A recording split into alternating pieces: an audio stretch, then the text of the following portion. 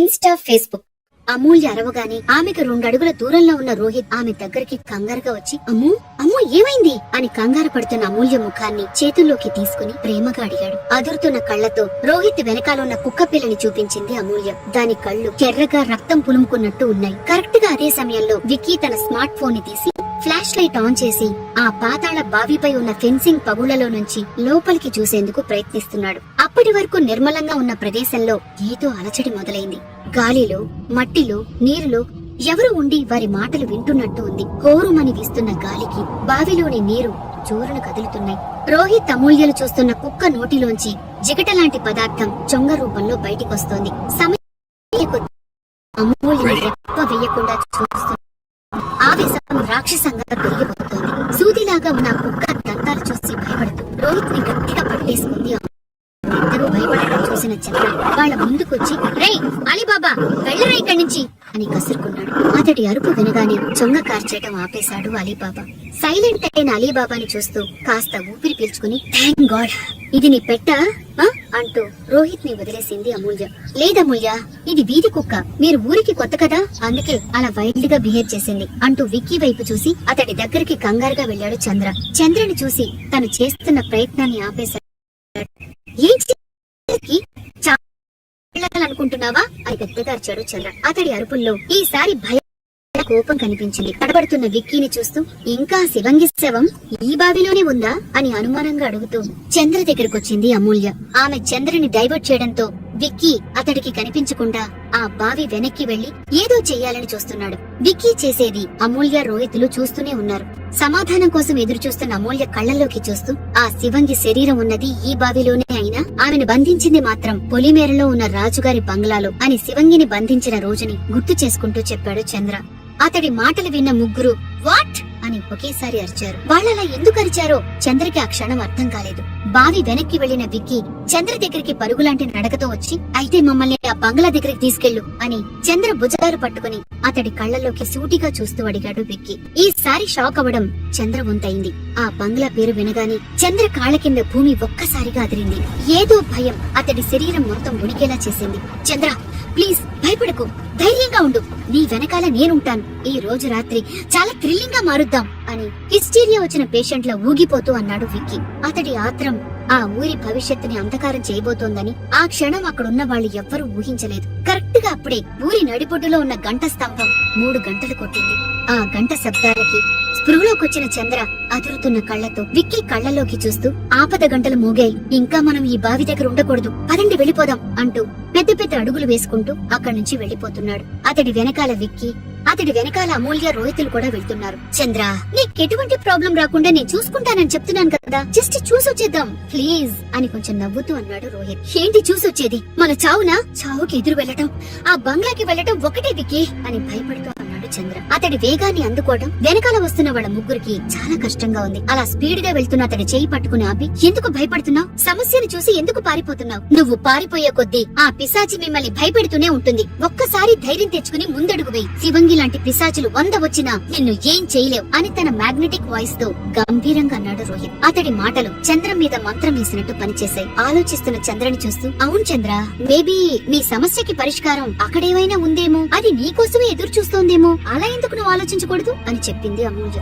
అక్కడ మరణం తప్ప పరిష్కారం లేదని చంద్రకి మాత్రమే కాదు ఆ ఊరి మొత్తానికి తెలుసు. కానీ రోహిత్ మాటలకి అతడి మనసు మీద బలమైన ముద్ర వేయడంతో బలంగా ఊపిరి బయటికి వదిలి సరే అక్కడ ఎటువంటి గందరగోళం చేయనని మాటిస్తే మిమ్మల్ని రాజుగారి బంగ్లాకి తీసుకెళ్తా అని భయపడుతూనే చెప్పాడు చంద్ర. అతడలా అనగానే విక్కీ వెర్రి ఆనందంతో కేకలు వేస్తూ చంద్రని గట్టిగా కౌగిలించుకుని థ్యాంక్ యూ సో మచ్ మామా అని ఎక్సైటెడ్ గా చెప్పాడు. ఆ క్షణం చంద్ర ఎంత పిచ్చి పని చేశాడో అతడికి అర్థం కాలేదు. 5 నిమిషాల తర్వాత చంద్ర ఆ ఊరి ప్రజలకి కనపడకుండా విక్కీ, రోహిత్, అమూల్యను ఊరి బయట శిథిలమైన స్థితిలో ఉన్న రాజుగారి బంగ్లాకి తీసుకెళ్లాడు. అప్పుడప్పుడే చీకటి పడుతోంది. మరి కాసేపట్లో జరగబోయే ఘోరాన్ని చూడలేక సూర్యుడు 5 నిమిషాల ముందే పడమర కొండల వెనక్కి వెళ్లి దాగుండిపోయాడు. రాజుగారి బంగ్లాని కళ్ళు పెద్దవి చేసి చూస్తూ విరిగి పడిన చెట్లతో, పడిపోయిన స్తంభాలతో ఈ కోట చూడ్డానికి దెయ్యాల సినిమాలో చూపించే కోటలాగా ఉంది అని ఆశ్చర్యంగా అంటూ ఒక అడుగు ముందుకు వేసింది అమూల్య. ఆమె అడుగు ఆ బంగ్లా ప్రాంగణంలో పడగాని ఊరి చివర శ్మశానంలో నిద్రపోతున్న మదనిక ఒక్కసారిగా కళ్ళు తెరిచింది. దాని కళ్లల్లో ఏదో సాధించబోతున్నాను అనే వెర్రి ఆనందం రాక్షసంగా కనబడుతోంది. విడుదల విడుదల అని పిచ్చి పట్టినట్టుగా అరుస్తూ రాజుగారి బంగ్లా దగ్గరికి ఎగురుకుంటూ వస్తుంది. మళ్లీ నేల తర్వాత ఆ కాకి ఆ శ్మశానంలో నుంచి ఊర్లోకి అడుగుపెట్టింది. లోపలికి అడుగుపెట్టిన అమూల్య చేయి పట్టుకుని ఆపి, చూడండి, మీరందరూ సిటీ నుంచి వచ్చారు. మీకేమైనా జరిగితే గ్రామస్తులు నన్ను విడిచిపెట్టారు. అలాగే మీ వల్ల వాళ్ళకి ఏదైనా సమస్య వస్తుందని తెలిస్తే మిమ్మల్ని చంపడానికి కూడా వెనుకాడరు. అది గుర్తుపెట్టుకోండి అని కళ్ళు పెద్దవి చేస్తూ అన్నాడు చంద్ర. అతడి మాటలకి ఒక్కసారిగా భయపడింది అమూల్య. ఊరికూరికే భయపడకు చంద్ర, ఈ రాత్రి ఈ ఊరి చరిత్రని మార్చేస్తుంది అని స్మైల్ ఇస్తూ లోపలికి అడుగు పెట్టాడు రోహిత్. అతడి వెనకాలే విక్కీ కూడా వెళ్తున్నాడు. ఆ క్షణం రోహిత్ మాటలు చంద్రకి అర్థం కాలేదు. అతడి గుండెలు ఎందుకో భయంతో ఆగిపోయేలా కొట్టుకుంటున్నాయి. రోహిత్ విక్కీలు కలిసి ఆ బంగ్లా మెయిన్ డోర్ ని పగలగొట్టి లోపలికి ప్రవేశించారు. వాళ్ళ అడుగుల శబ్దం తిరిగి వాళ్ళకి వినిపించేంత నిశ్శబ్దంగా ఉంది ఆ బంగ్లా. ప్రశాంతంగా వీస్తున్న గాలిలో అలజడి మొదలైంది. ఉన్నట్టుండి కారు మేఘాలు ఆకాశాన్ని దుప్పటిలా కప్పేశాయి. ఆ మార్పుల గురించి, అమూల్య గురించి తెలియని వెంకటాపురం ప్రజలు ప్రశాంతంగా నిద్రపోతున్నారు. ఆకాశం వైపు చూస్తూ, వేసవి కాలంలో వర్షం ఏంటి, ఇంకా తొలకరి కూడా మొదలవ్వలేదు కదా అని మనసులో అనుకుంటూ చంద్ర లోపలికి వెళ్తున్నాడు. అతడి మనసు ఏదో కీడు శంకిస్తోంది. లోపల మొత్తం బూజు పట్టిపోయి చిందరవందరగా ఉంది. ఏదో కుళ్ళిపోయిన కంపు ముక్కు పుటాలు అదిరిపోయేలా వస్తోంది. ఆ కంపుకి ముక్కు మూసుకుంటూ, రే చందు, పాడుపడిన బంగ్లా డోర్ ఓపెన్ చేయగాని హారర్ మూవీస్ లో చూపించే విధంగా మనల్ని తోసుకుంటూ గబ్బిలాలు వెళ్తాయి అనుకున్నాను, కానీ అలా జరగలేదేంటి అని ఆశ్చర్యంగా అడిగాడు. ఆ శివంగి ఉన్న చోట గబ్బిలాలు కాదు కదా, కనీసం గాలి కూడా ఉండటానికి భయపడుతుంది అని బేస్ వాయిస్ తో భయపడుతూ చెప్పాడు చంద్ర. ఆ బంగ్లా మొత్తం చీకటిగా ఉండటంతో రోహిత్ తన మొబైల్ టార్చ్ ని ఆన్ చేసి చూశాడు. వాళ్ళిప్పుడు సరిగ్గా బంగ్లా మధ్యలో ఉన్నారు. ఆ టార్చ్ లైట్ వెలుగులో ఆ గదిని చూస్తూ గతాన్ని మరొక్కసారి గుర్తు చేసుకునే ప్రయత్నం చేస్తున్నాడు చంద్ర. వెంకటాపురం ప్రజలు ఒకరినొకరు కొట్టుకుని చంపుకోవటం, వాళ్ళ ఆర్తనాదాలు, ఏరులై పారుతున్న రక్తం, శిథిలాలు, నెత్తుటి వాసన, గుట్టలు గుట్టలుగా మాంసపు ముద్దలు, ఇలా కొన్ని సంఘటనల్ని తలుచుకుని భయపడుతూ కిందకి చూసి తను దేని మీద నిల్చున్నాడో తెలిసి పెద్దగా అరిచాడు. అతడి అరుపుకి దడుచుకున్న విక్కీ చంద్ర దగ్గరకొచ్చి, చందు చందు ఏమైంది అని కంగారుగా అడిగాడు. సమాధానం చెప్పటానికి చంద్రకి నోరు పెగల్లేదు. చావును చూసిన భయంలో అతడి మాట మూగపోయింది. వసి అంటూ అతడు నిల్చున్న ప్రదేశాన్ని చూపించాడు చంద్ర. ఆ ప్రదేశంలో వశీకరణ చక్రం ఉంది. ఆ చక్రం చుట్టూ నల్లగా మారిపోయిన పసుపు కుంకుమలు, కుళ్ళిపోయిన నిమ్మకాయలు, ఎముకలు ఒక వరుసలో పేర్చున్నాయి. దాన్ని పరీక్షగా చూసి, వికీ, ఇది మన హాస్టల్లో ఉండే ప్లాంచెట్ లాగా ఉంది కదా అని ఆశ్చర్యంగా అన్నాడు రోహిత్. ప్లాంచెట్ అంటే స్పిరిట్ గేమ్ కి వాడే బోర్డ్ కి సిమిలర్ గా ఉంటుంది. స్పిరిట్ గేమ్ మీద ఉన్న ఇష్టంతో అమూల్య రోహిత్ దగ్గరికి వేగంగా వచ్చి ఆ వశీకరణ చక్రంలో అడుగుపెట్టింది. వాళ్ళని ఫాలో అవుతూ ఉన్న అలీబాబా అమూల్య వశీకరణ చక్రంలో అడుగు పెట్టగానే ఆగిపోయింది. ఏదో వినాశనాన్ని దగ్గర్నుంచి చూస్తున్నట్టు గొంతు చించుకుని ఊరి మొత్తం ఉలిక్కి పడేలా పెద్ద పెద్దగా అరుస్తోంది. దాని బాధ ఆ బంగ్లా దగ్గరికి వస్తున్న మదనికకి తప్ప ఇంకెవ్వరికీ అర్థం కావటం లేదు. వశీకరణ చక్రంలో అడుగుపెట్టిన అమూల్యను చూస్తూ వెంటనే అక్కడి నుంచి దూరంగా జరగండి అని ఆయాసపడుతూ ఉంటున్నాడు చంద్ర. అతడి మాటల్ని పెద్దగా పట్టించుకోకుండా, రే విక్కీ, మనం హాస్టల్లో చేసినట్టుగా ఇక్కడ ట్రై చేద్దామా అని ఆతృతగా అడుగుతోంది అమూల్య. ఆమెలా అనగానే ఆ ఊరి పొలిమేరలో ఉన్న చింత చెట్టుపై ఒక పెద్ద పిడుగు పడింది. ఆ పిడుగు శబ్దానికి ఆ ఊరు మొత్తం ఒక్కసారిగా ఉలిక్కి పడింది. ఆమె కళ్లల్లో కనిపిస్తున్న ఆత్రం చూసి, చూడు చూడు, చంద్రముఖిలా మారిన అమూల్యను చూడు అని ఆట పట్టిస్తూ అన్నాడు విక్కీ. అలా అంటున్న అతడి భుజం మీద కొట్టి, ప్లీజ్ రోహిత్ అని చిన్నపిల్లలా గారంగా అడిగింది. ఇంకా ఆలస్యం చేస్తే ఘోరాలు జరిగిపోతాయేమోనని భయపడి, రేయ్, మీకేమన్నా పిచ్చా? ఈ ప్లేస్ గురించి మీకు అర్థం కావడం లేదా? మీకు ఇది ఆటలా ఉందా? మీ పిల్ల ఆటల ఖరీదు ఒక ఊరి ప్రాణం అని సీరియస్ గా అన్నాడు చంద్ర. లైట్రా చందు, మన హాస్టల్ ఎప్పుడు సరదాగా చేసేవాళ్ళం, అలాగే చేద్దాం. అయినా మన ఆటలకే ఆ శివంగి వచ్చేస్తే దాని ఇజ్జత్ పోతుంది అని వెటకారంగా నవ్వుతూ అన్నాడు విక్కీ. అయ్యో, మీకు చెప్తే అర్థం కాదా? ఇది సరదా కోసం చేసేది కాదు. గురుదేవదత్త వారు ఆ శివంగి ఆత్మను వశీకరణ చేసిన ప్రదేశం ఇదే.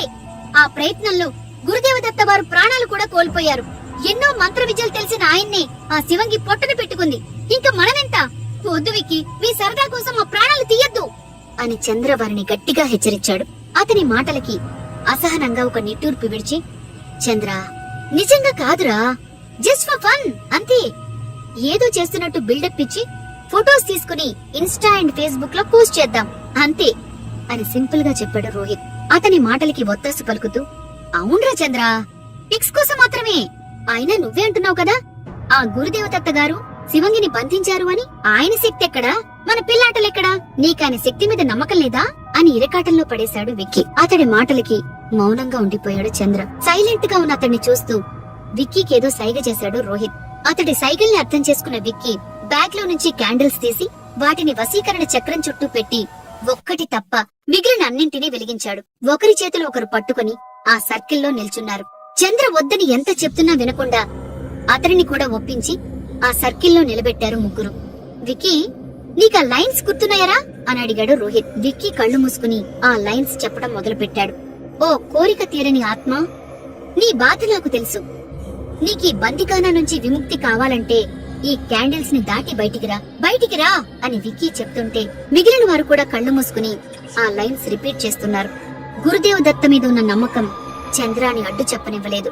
అమూల్య, రెడీనా అని రోహిత్ మెల్లగా అనగానే రెడీ అని ఆతృత చూపిస్తూ మెల్లగా తన తల నుండి పిన్నీసిని తీసి తన బొటిని వెలికి గుచ్చి 2 రక్తం బొట్లు ఆ ముగ్గులో వేసింది. అలా కొన్ని నిమిషాలు కళ్ళు మూసుకుని మళ్లీ ఆ లైన్స్ రిపీట్ చేస్తున్నారు. లైన్స్ పూర్తవ్వగానే నిశ్శబ్దంగా ఉన్న గదిలోకి ఎవరో వచ్చినట్టుగా అనిపించింది. కళ్ళు తెరవాలంటే ఎందుకో భయం వేస్తోంది. బయట అలీబాబా అరుపులు ఏడుపులా వినిపిస్తున్నాయి. కాసేపటికి ఆ అరుపు ఆగిపోవటంతో ఒక్కసారిగా కళ్ళు తెరిచారు. చుట్టూ క్యాండిల్స్ అన్ని ఆరిపోయి ఉన్నాయి. వెంటనే రోహిత్ మొబైల్ టార్చ్ ఆన్ చేసి చూస్తే షాక్. వాళ్లతో పాటు ఉన్న అమూల్య కనిపించటం లేదు. రే, అమూల్య ఎక్కడా అని కంగారుగా అన్నాడు రోహిత్. పెద్దగా మెరిసిన మెరుపు వెలుతురులో ఒకరి ముఖం ఒకరు చూసుకున్నారు. ప్రతి ఒక్కరి ముఖంలోనూ మరణ భయం శివంగి రూపంలో భయంకరంగా కనబడుతోంది. వీళ్లతో పాటు ఉండాల్సిన అమూల్య ఏమైంది? శివంగి తిరిగి రాబోతోందా? ఆలీబాబా వీళ్ళకేవైనా హెల్ప్ చేయగలుగుతాడా? గురుదేవదత్త ఎలా చనిపోయాడు? అసలు శివంగిని వశీకరణ చేసిన రోజు ఏం జరిగింది?